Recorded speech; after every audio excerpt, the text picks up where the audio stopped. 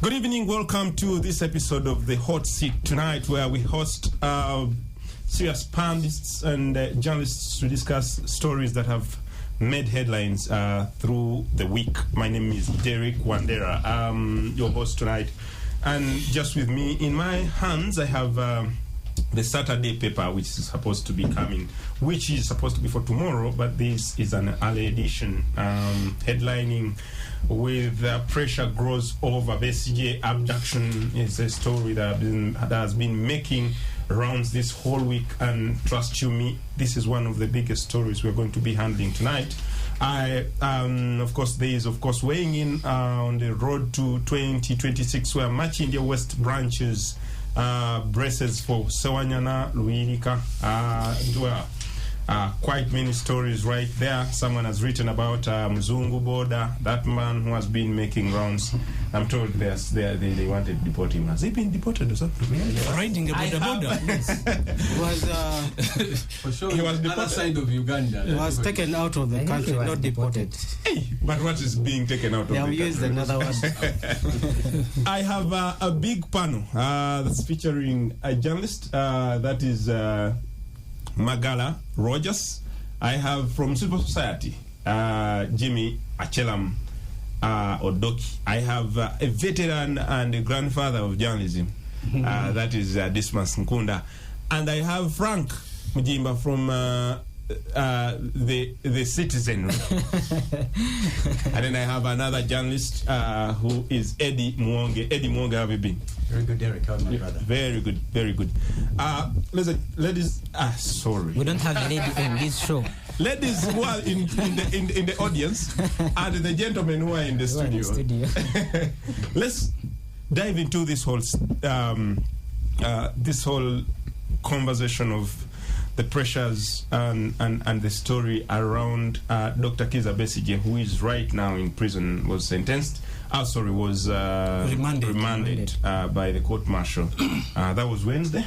Yeah, I want to begin with you, Magala. Yes, please. Please shed for us a picture of what it's looking like as of now, and what are some of the new developments? Because I know there's a group of lawyers who are organizing to take Kenya to court, to the East African Court of Justice, to just try to find out why these matters are happening this way. Let me just give a simple background that on the heels of the arrest of Dr. Kizza Besigye, a group of 36 members of FDC Katonga faction had been picked from Kisumu about 3 months ago, on charges of terrorism and planning on recruiting of rebels and stuff like that from Kenya, deported to Uganda, actually extradited to Uganda and held in the prisons here. They were given bail about 2 weeks ago. Now, Dr. Kizza Besigye has followed that trend, and many questions are arising about the international relations between Uganda and Kenya, but just across the world. Is Kenya safe for Ugandans or any other person? Magala, what does the picture look like? The picture doesn't really look good for Uganda and Kenya concerning the abduction or the arrest of Dr. Kizza Besigye. So Dr. Kizza Besigye last week went to Kenya, and he was going to take part in a launch of a certain book. He was hosted by Martha Karua. So he was arrested. An opposition leader in the country. Yeah. So the head of NAC. He was arrested. He was last seen on Saturday, and he was brought back to Uganda. Then arraigned in court in the General Court Martial on Wednesday. But when you read the Daily Monitor, one of his accounts, the Daily Monitor of today, he says that when he was arrested, these people were putting on Kenya security operative fatigue. Yes. So they drove him to the border without telling him why he was arrested. And they were speaking Kiswahili. But when they crossed the border, they changed their attire, and now they started speaking Luganda. So he was. Maybe they know that language. So until Wednesday, when he was arraigned in the General Court Martial, he had not seen any of his family members, and he was denied access to his lawyers. So we also need to understand that under the provisions of the law, we can have security personnel from Uganda operate in Kenya, and those in Kenya operate in Uganda under certain agreements between the two countries. But then when you go ahead and see and listen to how he was arrested, then it shades off the shield of the law, that whatever was done under the law. So it shows you that what was actually done was violation of human rights. So when he comes to court on Wednesday, he's charged with possession of firearms under the Firearms Act, and then holding meetings in Greece and Geneva, which were proving security What is a security threat to threats Uganda? to the security of Uganda. Now, to ascertain whether this is true or wrong, we will have to wait for the trial.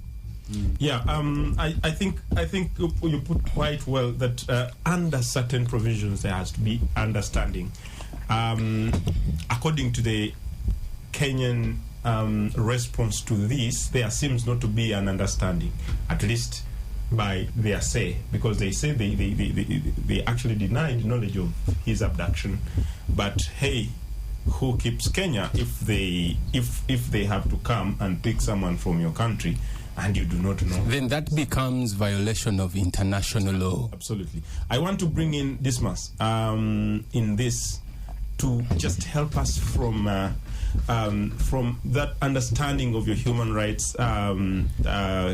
rights issues in the Horn of Africa, in these countries that are neighboring each other. How does this mirror on the safety of people around in the country of Kenya?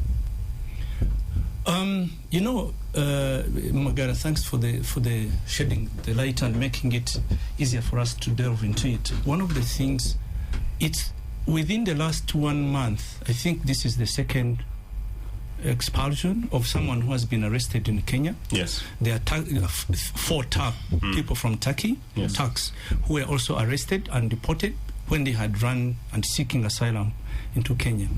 So it seems as if it has become a pattern in terms of ever since President Ruto came to power, that if any trading between an individual who is unwanted who is wanted by another country, then it becomes very easy to be able to be sent away under whatever circumstances. Because in this case of Besigye, wasn't it easier that the Kenyan security arrested him and then brought him to the border and then handed him over to the security of Uganda, who would then be able to process him? Why now? It begs the question. Kenya has always been the place that Ugandans have sought asylum in terms of, majority of these people who are in power, they all were at one time seeking asylum in Kenya, including Besigye himself. Yes. Right? So the point is, it seems there has been a shift in terms of understanding what the cooperation is on security, not the normal things that we think about protection under the auspices of the East African community. Because abducting a national of another country from a member state, it's a violation of the East African Act, and therefore that's the very reason I think that these lawyers are thinking of taking Kenya to the East African Court of Justice, because then the court can be able to interpret that the rights of Besigye were violated, and in that case then it would mean that they would put a stop or a kind of a caveat, so to say, to tell Kenyans, the Kenyan government that it doesn't. I was a bit embarrassed. My good friend, the permanent secretary, Minister of Foreign Affairs and Diaspora, was speaking and saying that the Kenyan government doesn't understand how it happened. It's not possible. Can you abduct some? Can you come and abduct someone? Let's say Babu, who is always on the wrong side. was in Uganda, and Kenya forces came to abduct him. Yes. The Uganda security wouldn't know. It's mind-boggling, like they say. And you mentioned something that's very important in this conversation, that many of the opposition leaders have sought refuge in Kenya. Yes. In 2023, I covered a story. I was in Nairobi when the entire opposition body, the entire larger opposition, held an event there of trying to commemorate some of the people who had faced a lot of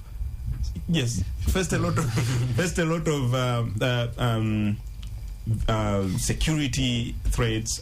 Some of them had lost their limbs and stuff like that in the November 2020 riots.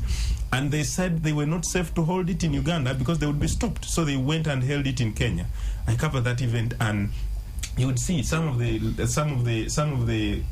victims. The victims were there. Leaders in the opposition of Kenya, the human rights of Kenya, the human rights body of Kenya was in attendance, and of course it raised a lot of concern, but also seemed so much like it's a haven for Ugandan opposition leaders. I want to bring you, Eddie. You have been following these matters. I know you host some of these people who talk and speak about some of these matters. Does Kenya feel safe for any Ugandan or any person? Because it's not only Ugandans who have been arrested and deported from Kenya. Does Kenya feel safe for anyone with the new leadership right now? Just speak to the mic. All right. You know, Derek, I really do sympathize with the Kenyan president, Mr. William Ruto, though he is compromising the sovereignty of Kenya. Today, this morning, I was posing a question, asking myself, does he know that time is going to come when we no longer have President Museveni as our president? Uganda and Kenya, they've been friends for a long time. Of course, when we look at the East African community, with all the rules that we're all supposed to, to abide by, there's violation of international law, as some people have raised it here. Now, you have mentioned some other people who have been abducted and extradited from Kenya. It's not only Ugandans. But I want to go back to where I began. William Ruto, how has he got himself in this position? About Uganda, remember how when he had just come to office, that also alleged that, somebody had a hand to help him, enter into that high office in the land. The somebody being... Yes. Does that mean that he has surrendered his authority, his power? That you see, Andrew Mwenda some time back, he made a statement about one country in East Africa, here, where he said that it was an extension of Uganda. Do you know that country? Yeah. Yes. When was that? and Why are you fearing it? It's a long time ago. He said, you remember, and it wasn't a good one. The smallest country in the region was like, that's an extension of Uganda. Of Uganda. Okay? But this Now, we've seen another map of is Uganda. Kenya becoming an extension of Uganda? That the Ugandan security officers can cross and go to Kenya and do whatever they want to do and come back here untouched? You remember the 36 members of the FDC, Katonga faction, who were abducted and brought back? You've listened their audios as they've been narrating them, how they've suffered, how they've been sexually harassed, especially the women. Now, we are seeing Dr. Kizza Besigye, a man who has suffered. I don't know any other politician in Uganda has suffered more than Dr. Besigye. Even he was recognized by the Guinness Book of Records, where he was recognized as the politician who's most has been arrested more times than any other politician. You know how much he has suffered? During the walk to work 2011. Can I ask you a question? Please do. What if Kizza Besigye was in the wrong? Okay, this is what I know. You tell me what you know. All I read or what I've heard is that here is a man who took to Entebbe Airport, flew on a plane, went to Jomo Kenyatta Airport, went to a hotel where he checked in, and then the following morning he was arranging to go and meet the people he was meant to meet. Then his driver drove him to the place where they were going to meet. Only to wait for him, and he was not coming out. until when he got concerned and alerted some other people. That is- So there you can guide me. No, I think he drove him to go and meet someone. So the driver was not privy to who this person, who Besigye was meeting. We are going So to here, have a quick commercial there's break something. and Just then- a second. Yes, There's before we something. go A to- firearm. Okay, Besigye got on a plane with a firearm, went to Nairobi, reached Jomo Kenyatta Airport with a firearm, checked into a hotel with a firearm. You can find That's a what I firearm said. in Nairobi. No, not necessarily. Stop a quick commercial break, and when we return, we shall pick this conversation from there. When you KFM, welcome back from that quick commercial break. I'm still Derek. I'm your host tonight. I am with Eddie Muonge. I'm with Frank Mujimba. I have Dismas Nkunda, Jimmy Achelam Odoki, and Rogers Magala. I was with you, and I want to conclude with you. Eddie. Yes, please. The question begged, what if Dr. Kizza Besigye was wrong? And for me, I think the conversation there has been then, do you want to wait for him to come back to Uganda, arrest him from Uganda, or do you have to go arrest him from the country of Kenya, and Kenya doesn't do anything in terms of protecting him? But you can go ahead, you're protected. Please, But you deliver see- your point. But it's in a country where Honorable Chagulanyi Sentamu is found in Arua with a number of guns. Now, close to 6 years down the road, we've never seen a single gun. I think they even disappeared that very night. In a country where we've had people who have never even held a knife and threatened to kill someone, the state tells you that they have been found in possession of guns. What else can you tell me that I believe you? Where are Chagulanyi's guns? Have you ever seen them? You're a journalist, an investigative one. There's one time when I asked them to. So, what is it that this government can tell me?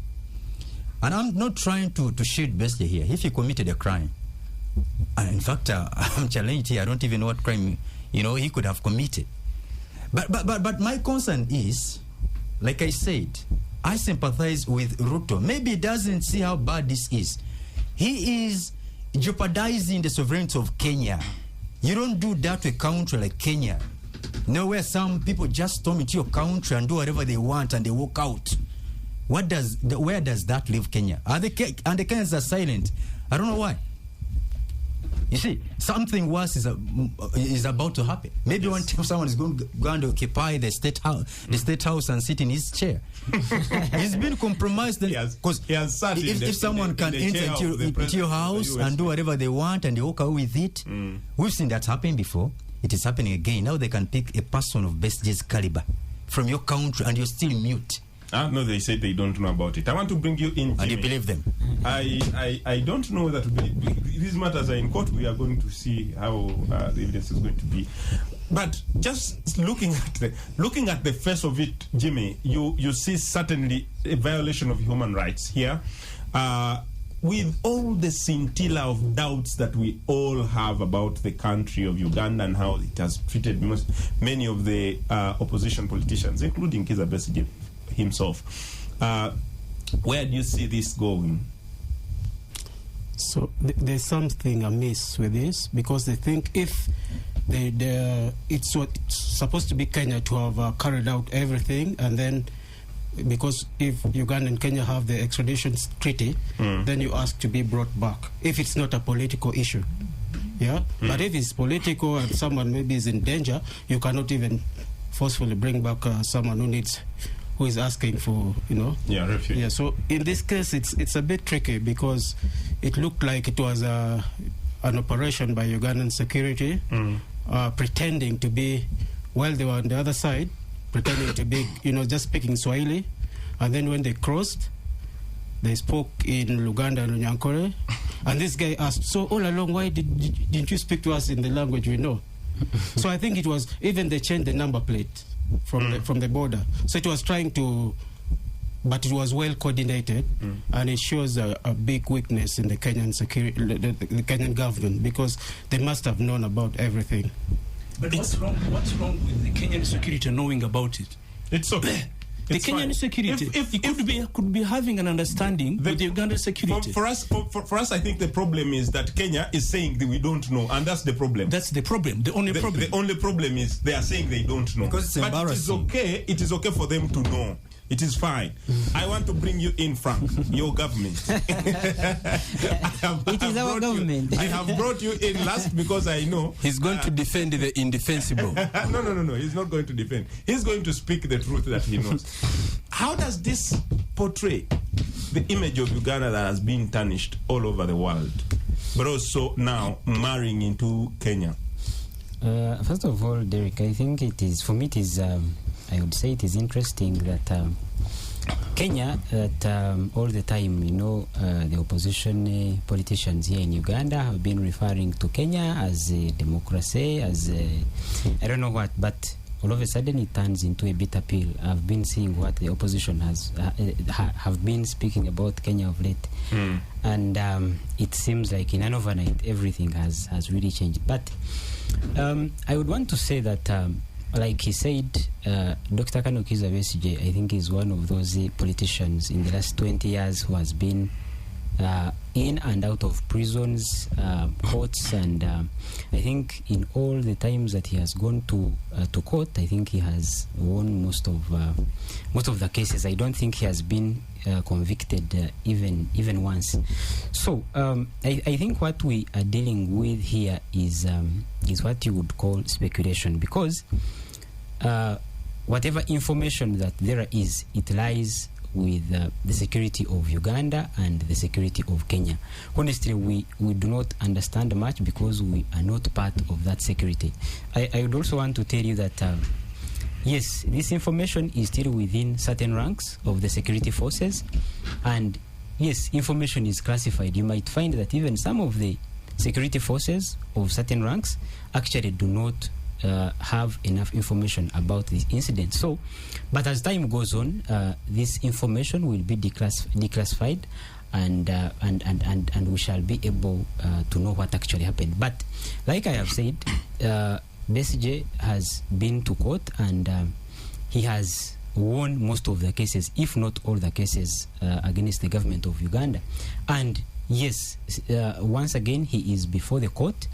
I think yes, evidence will be adduced to court, and if it is found that he is actually a free man, he is going to be released. If need be, what do they call it, compensating him, then it should be done, because what was done was actually wrong. These are things that are normally done by countries like Israel. If you read into its long arm against its enemies in the different countries, they always go there, get you, and do whatever they want to do with you, either extradite you or even go ahead and actually kill you. But Wandera, maybe, like I said, that we are talking about speculation. Maybe let's face it, that as time goes on, it's like hope is fading amongst the opposition political parties in Uganda.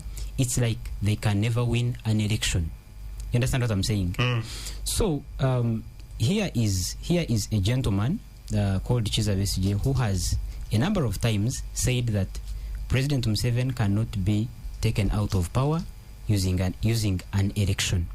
At the same time, he is moving out of the country. He's going to meet I don't know what you would call frustrated opposition political leaders of different countries, the likes of Martha Karua and others. What's wrong? Yes. No. I'm not saying there is anything wrong, but I'm saying these are people who are actually frustrated, who have failed to take over power in their different governments, and they have actually gone ahead to form what you would call a platform or union. So you do not know what they're actually discussing there. So when you look at all that, and the other information that maybe the security agencies could be having, I'm not saying that Kizza Besigye is a guilty man. No, I'm not saying that. But as time goes on, this information will be declassified, and then we shall be able to know what actually happened or transpired. Just to inform you that a lot of that information has been pouring out in the media platforms. I have been reading stories from the Daily Nation from Kenya. Daily Monitor has done a very huge role in unearthing some of these matters. But also New Vision has been bringing out some of the And the information has not been refuted by the state, and doesn't, as per the sources that we've read from the media platforms, we don't see anywhere where the allegations of guns and stuff like that. At least it should have been debunked. Yeah, and so we have information as much as we can. We only await what court brings out. But this must to finalize on this. The human rights card has been a very big and huge problem still going. Even in our second topic, it's going to feature so much. And then the whole matter of charging civilians in military court keeps going on. Do you see a flicker of hope in any way that this is going to stop, or the human rights of civilians in Uganda are going to ever be protected? It's interesting that they arrest Kizza Besigye and allege it is a gun. Same group of people who were pardoned today, I think that's the same topic you're talking about. Some of them were caught with berets, red berets, simply because, and those ones become military stores. Yes, stores. So to that extent, I think, like what Frank is saying, is that since Kizza Besigye has been in a number of courts to defend himself, and the courts, the civil courts, they declare and tell him that the man is free because they are using the law to be able to determine whether he's guilty or innocent. So military court, it's easier because its base is not going through the rigors of cross-examination. You know, even this one, when he came, his lawyer Elias Lukwago was denied the access to him, which is wrong in law. So to that extent, I think there's going to be a continued use of the court-martial to be able to try, and I would guess, it's a wild guess, I'm not treated to be able to tell that maybe in order to do that, a pistol was planted on him in order for him to be tried in that court, because there is no any other way he would have been brought there. He's no longer a serving soldier. So but also these firearms as well. Then it would plant a very interesting case for them to justify the state. That would literally mean that he left here, went through Entebbe airport with a pistol belonging to the UPDF, and got to it can be planted. but yeah, then that would also mean that he has a base in Kenya where he keeps this. Let's go for a commercial break, you guys. Ladies and gentlemen, my name is Derek Wandera, still hosting the talk show tonight. I have Ed Muonge, I have Frank Mujimba, I have Dismas Kunda, I have Jimmy Achelam Odoki, and Rogers Magala. Just a few hours ago, we've been informed that the State Minister for Foreign Affairs, John Mulimba, who is actually my area MP, the General Guti, who once led the military court-martial, have been involved, and many others have been involved in a nasty accident. I think they are in critical condition in Nakasongola, in a village called Namunsala village in Katugo Town Council. Katugu, yes, Katugo. We pray for them that they come out safe and well. There was a nasty accident involving about 4 or 5 cars, actually. So bad there. But as we come back to matters General Court Martial, 2 weeks ago, 19 opposition supporters pleaded guilty to charges in court martial of owning military stores and improvised explosives. They were sentenced, and this afternoon they have been given a presidential pardon, and all of them came out. I interacted with some of them earlier in the day to just try to understand how they have been doing there and stuff like that. Many of them, of course, are supporters of the NUP and went back to their party headquarters, and they were speaking matters of saying we are still for the Honorable Chagulanyi even if we've been released. But of course, there are those who are who just chose to keep quiet and have not spoken to the media. I want to bring this conversation home here and try to, because this is a matter we have discussed. We discussed it 2 weeks ago when they pleaded guilty, or even the process within which they pleaded guilty. And I would like us to understand what this means for still, again, those people. Now they've come out, 4 years wasted in prison. I saw Olivia Lutaya, whom I spoke to, and her very emotional, talking to her child, who is now, she left her child at 3, now she's 7, and she can hardly recognize the mother, and the emotions that are there, and something like that, and all the others. Jimmy, what do you... Before you go very far, explain to us the process under which they led to them to become to plead guilty, to be able to change their plea. So change their plea. So at least what we've gotten in the media platforms and from their own accounts,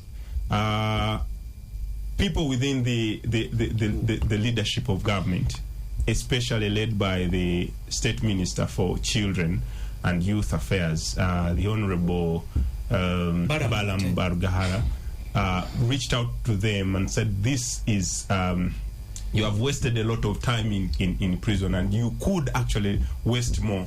The only thing you can do now is plead guilty, be sentenced, and we shall ask the president to give you a presidential pardon. And that's from what we are getting from them, their personal accounts. That's what we are hearing from their lawyers and stuff like that. And indeed, the way they systematically told the story, even before they were given the presidential pardon, even before they were sentenced, it's what has exactly happened. And I was asking Jimmy about where do these people start from their life. So of course there have been promises of being taken to Chankwanzi. There have been promises from government to give them rehabilitation, give them businesses from where to start.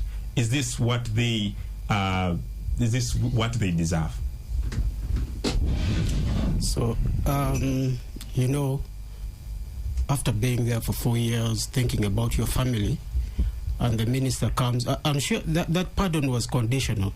It wasn't just pardon that, you know, we feel sorry for you, you can go back. And the condition is obviously supporting the ruling party. So they'll be conflicted. Others will, the very daring ones will go back to their party. Nope. Others may decide to just keep off politics, and the others will join the NRM.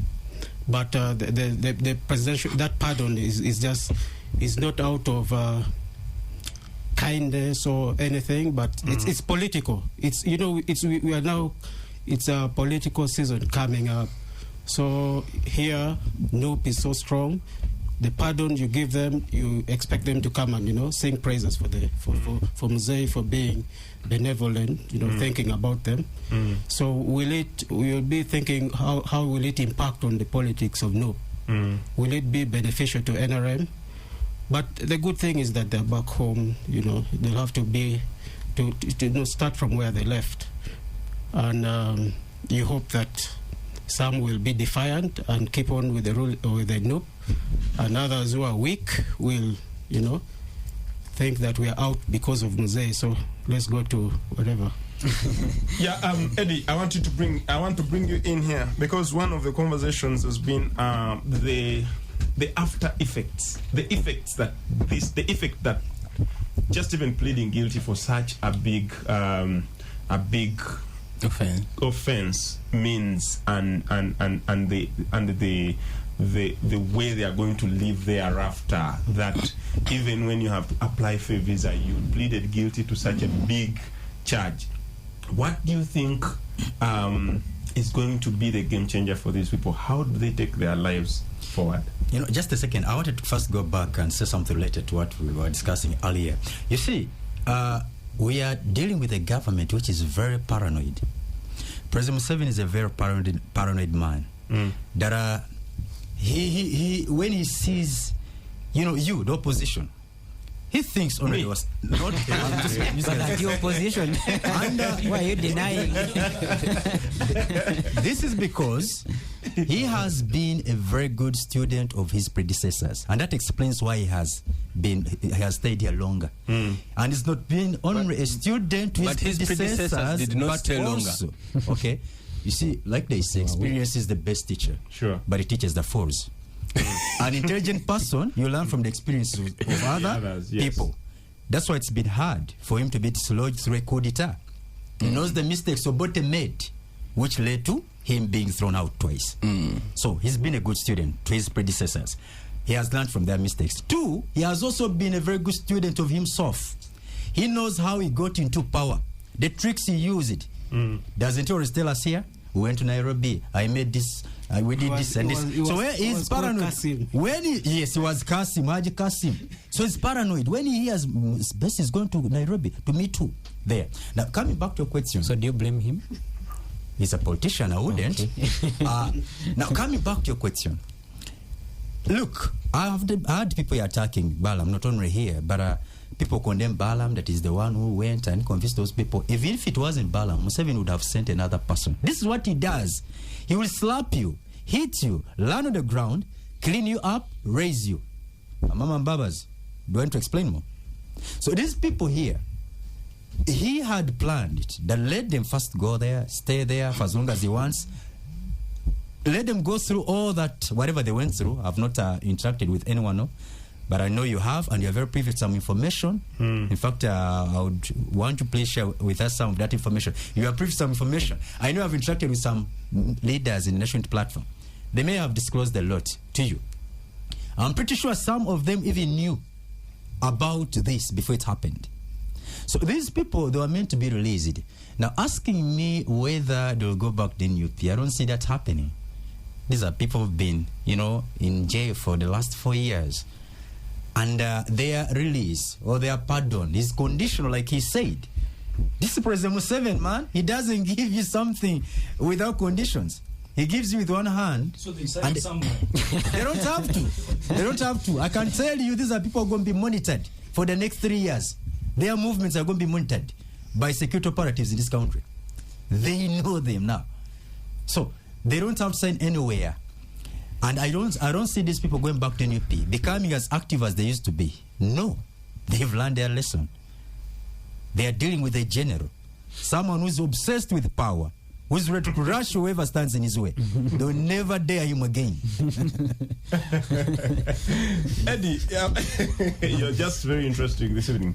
But Derek, but I have quite many people who are sending me messages and they're listening in. My brother Kungu Almahad Adam is tuned in. I also have Alan Sempe of the spokesperson of UNRWA. Guys, thanks for tuning in.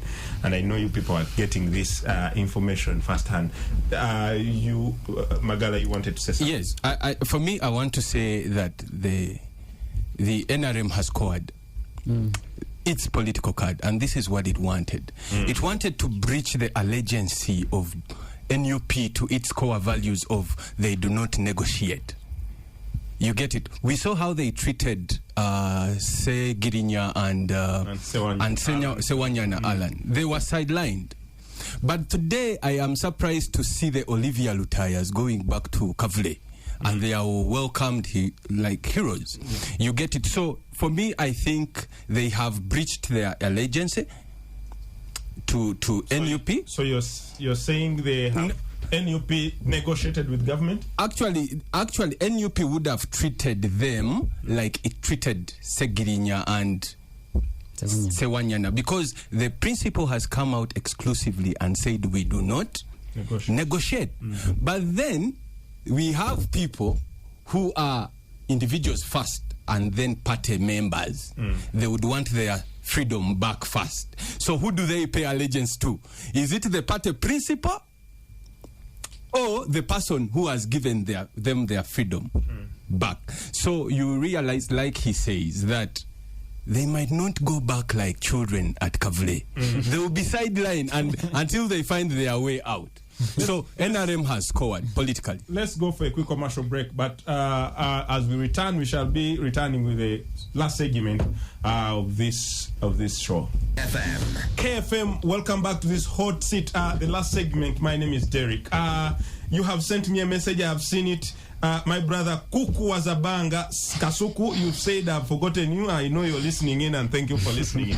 I want to bring in Dismas.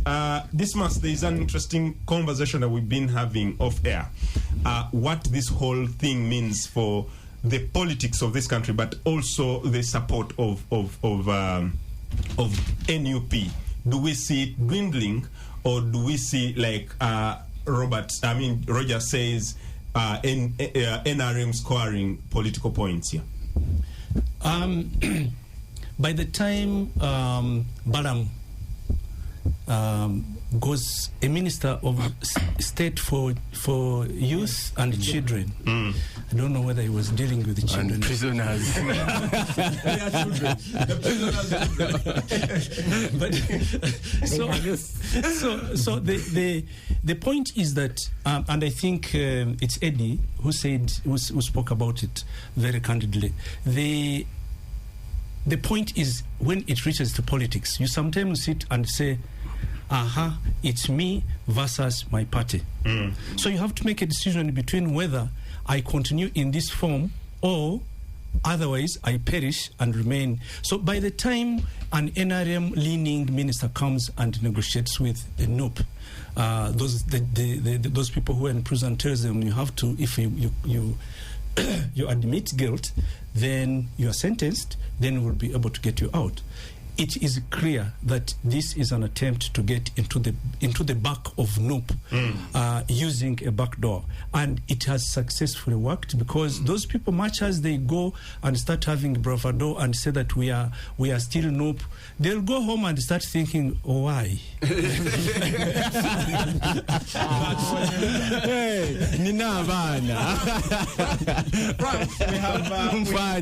have very few minutes left for this show.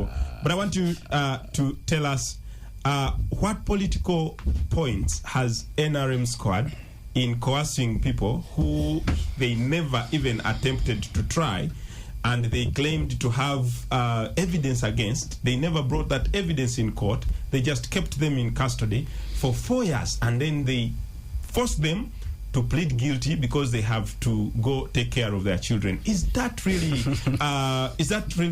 what we expect of a democratic country and a country that respects human rights? But Wandera, you're using strong words. So who forced them?